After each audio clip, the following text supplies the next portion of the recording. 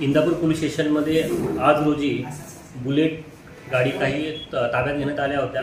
त्यामध्ये 35 गाड्या आम्ही ताब्यात घेऊन त्याचे सायलेन्सर काढून ते आज सायलेन्सर बुलडोजर खाली आम्ही ते दिलेले आहेत।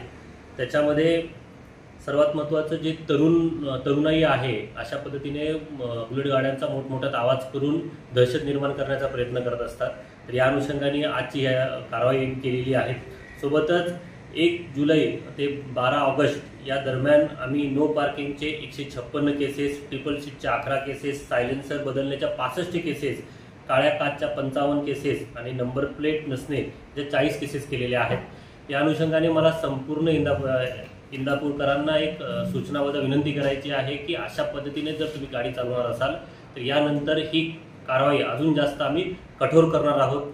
तर या सर्व वाहतूक नियमांचं सर्व इंदापूरकरांनी पालन करावे ही नम्र विनंती। धन्यवाद।